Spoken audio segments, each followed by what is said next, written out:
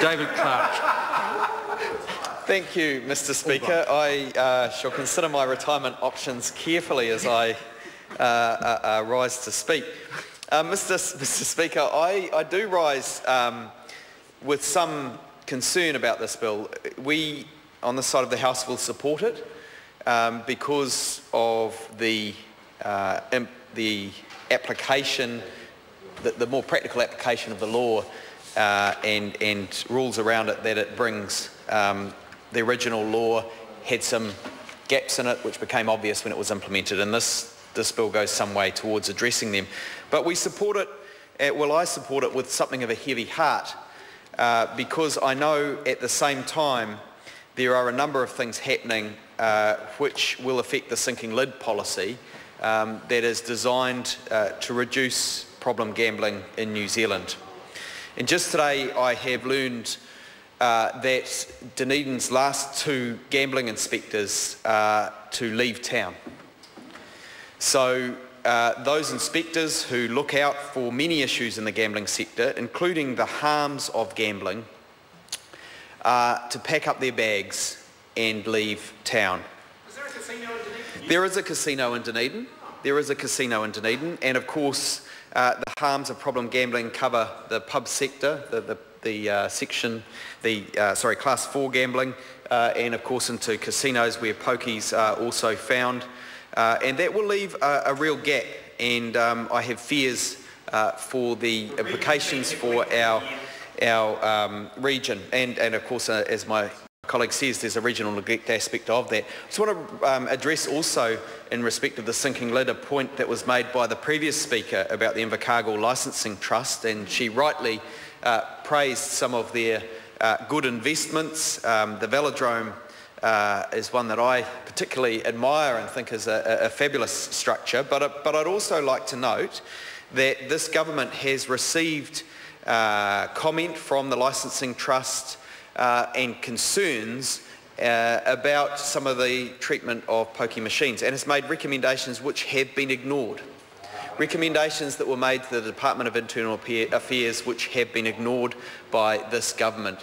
That trust is a responsible trust that does seek to reduce the harm of gambling, and it's very well to crow about the good things that they do, but it's also important to listen to their experience of the harms that can be created as gambling continues in New Zealand. And of course, the original legislation which we're amending here was brought in to address the issues of problem gambling, and the intention of the law changes around the sinking lid policy likewise were all about minimisation of harm. And right now we're seeing changes across society that are actually going to lead to increased harm from problem gambling. So in supporting this, it's hard not to do it with a heavy heart when we know that the numbers of pokie machines are going to skyrocket with the Sky City deal, for example.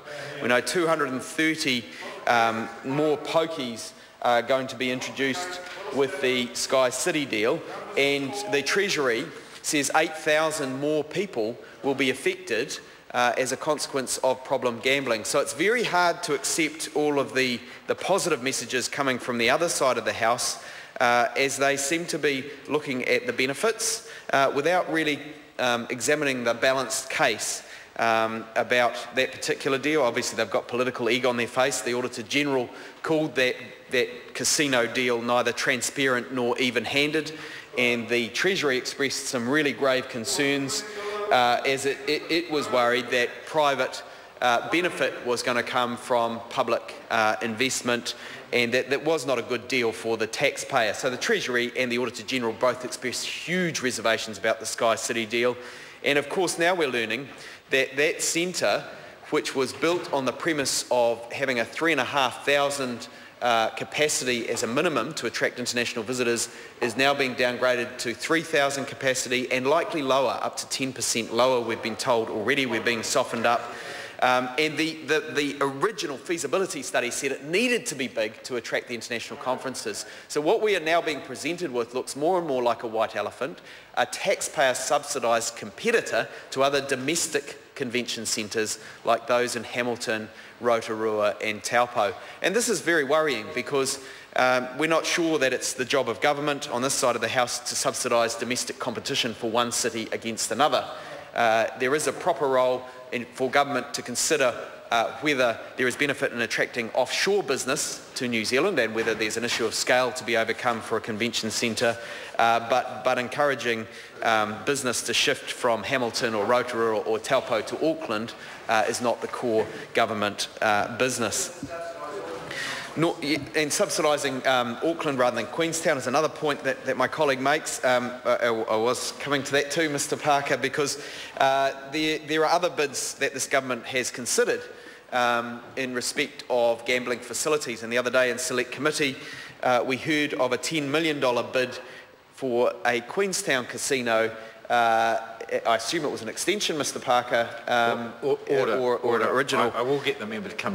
Yes, something in the Select Committee Mr Chair, now what I'm talking about could hardly be relevant is to this that's true, Mr Speaker. What I'm coming back to is the sinking lid policy, the reduction of harms that is promoted in this bill, and the fact that the government is making calls all the time about what will reduce harm. And that's how we've ended up in this bill with these particular measures. They are designed to reduce harm. The ones that we are passing today in this bill, they're designed to build on the original changes put forward by Labor in 2003, I think it was. Mr Robertson will correct me if I'm wrong. They were put forward in 2003. My memory is right, although my notes say the bill was introduced by Labor in 2007. That's not correct, Mr Robertson tells me. It's been around a long time. The changes, that's certain, the changes that are being made in this bill tighten up the Gambling Act 2003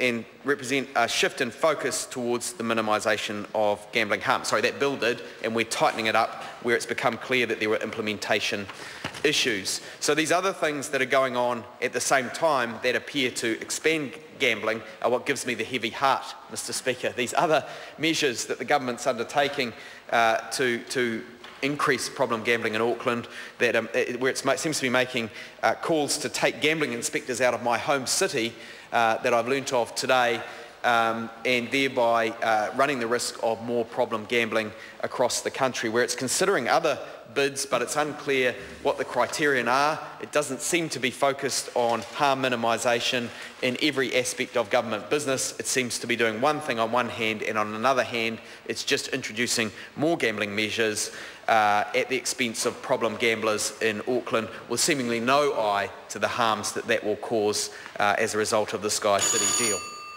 Mr Speaker, the bill itself, of course, provides the power to suspend certain licences if there are retrospective breaches, whether or not they've been prescribed as to what should be done.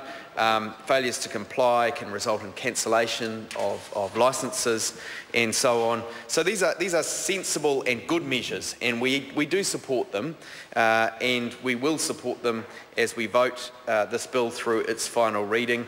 But we do it, as I said, or I do it with a heavy heart, knowing that gambling harm is going to be on the increase with the Sky City deal. Gambling harm is on the increase with gambling inspectors being done away with. Gambling harm is on the increase, and at the same time taxpayers are not getting a good deal on the Sky City deal, Mr Speaker. We know it was promised to be free by Mr Joyce, it was promised to be free by Mr Key, and now taxpayers look like they're facing a white elephant that will just be about domestic competition subsidised in Auckland rather than about reducing gambling harm, or rather than about something else that would be good for New Zealand as a whole. Thank you, Mr Speaker.